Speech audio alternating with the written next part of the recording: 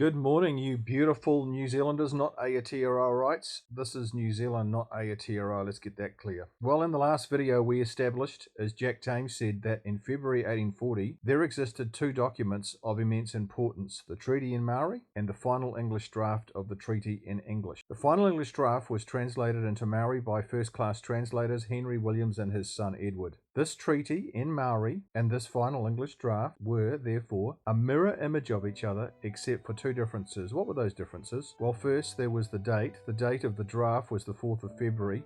The date of the treaty in Maori was the 6th of February. Now, we would expect this difference since the date the final English draft was completed was the 4th of February 1840 at 4 o'clock, and the date of the treaty was signed by the chiefs was the 6th of February. So there's no problem with those two differences. So what's the other difference? Well, the other difference between these two documents is that the word Maori was inserted on the morning of the 6th of February into Article 3 of the treaty, just before Hobson and Co. entered the tent on the lawn at Waitangi for the signing ceremony at noon. This change was made last minute, so there it is on your screen. You can see where the word Maori was inserted. So the question is, why did they do this? Well, they wanted the chiefs to be clear that citizenship was going to be granted to Maori specifically. British settlers already had British citizenship, but there were other settlers on these islands aside from British people, you know that. People like the Chinese, the Yugoslavs, the Indians, South Americans, and so on. Hobson and his team were not wanting to grant all these people British citizenship, so they narrowed their focus to Maori only. British citizenship was the prize Maori really wanted. Why? Well, once Maori became British citizens, they could go in and out of British-controlled ports without paying certain duties.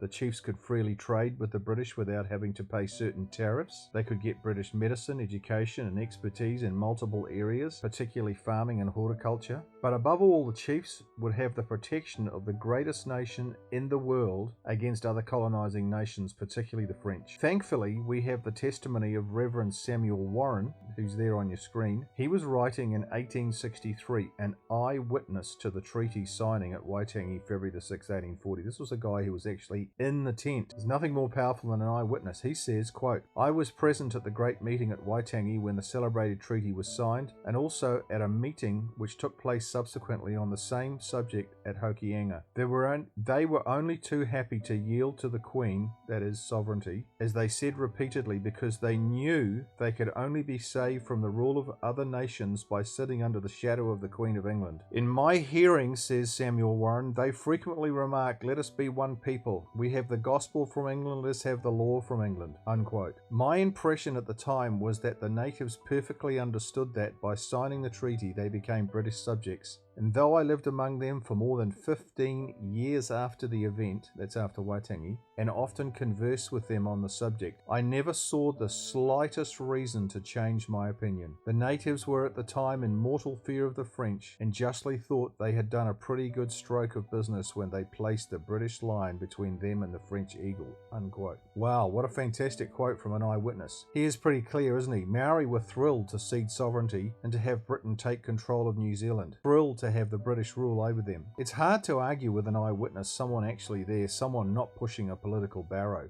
And you know what? The activists today, they're taken seriously. They're 184 years off the event, and they've completely changed the narrative. It's nonsense, what they say. The key question now is this: did Maori really cede sovereignty? Did Britain really get sovereignty? By sovereignty, we mean the dictionary definition of the words cede and sovereignty. Cede means to give up or to completely or to give somebody control. Sovereignty means government or complete power to govern a country. We are absolute fools if we go to the Maori activists and ask, did Maori chiefs cede sovereignty? Their answer has always been and will always be an emphatic no. They have no trouble lying. So where do we go for the truth? We go to the official correspondence, speeches, memos, official announcements, communications between the Colonial Office in London in the 1840s and the governors who were governing in New Zealand. That's where you go. It's the only place to really know the truth. In 1843, Colonial Secretary Lord Stanley wrote to the Attorney General in New Zealand.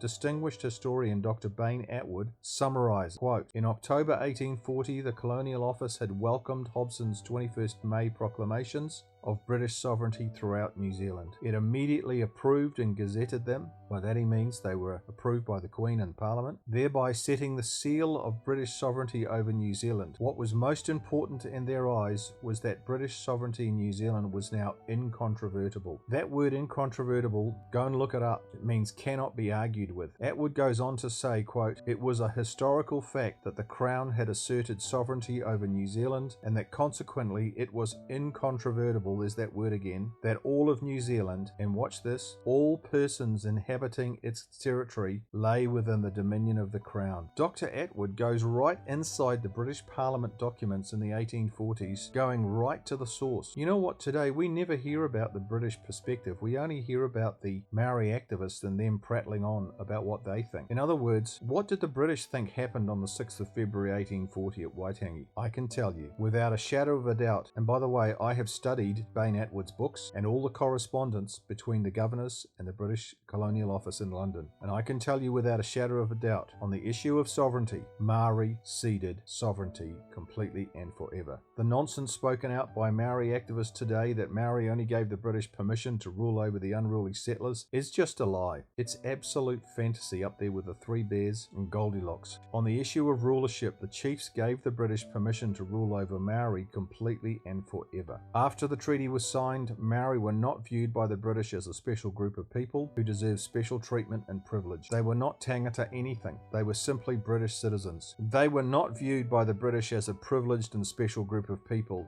This is another great modern day lie. The British installed democracy here, not apartheid and racism. In the eyes of the British, and through the treaty, all people in New Zealand were level. That is to say, they were made equal. For the British, to have two classes of people in a democracy would have been an oxymoron, an impossibility. They would never have done it, and they never did do it. They never even entertained the idea. On the issue of parallel government, without a shadow of a doubt, Maori were not granted the right to set up their own government, to set up their own nation within this nation. These ideas are nowhere to be seen in official British documents. They too must be treated as complete fantasy, an absolute lie. So what's the conclusion? The British perspective on the treaty is 100% different from the Maori activist perspective in 2024. They are polar opposites. One of these two parties is lying through their teeth. They can't both be right because they're so different. They are not both right. Maori activists have been lying to the New Zealand public for the last 50 years. They have been grooming, conditioning all of us, our children particularly, for 50 years. It's absolutely shameful that the media are collaborating with them. Well, in the next video, I'm going to explain how the Maori activists swapped out the final English draft of the treaty for another English version of the treaty. This is where their fraud and corruption really accelerated. Don't miss the next one. See you then. Please share this video with everyone everywhere. The mainstream media should be reporting on the issues I am raising in these videos, but they're not. Why aren't they? Well, they're corrupt. Why are they corrupt?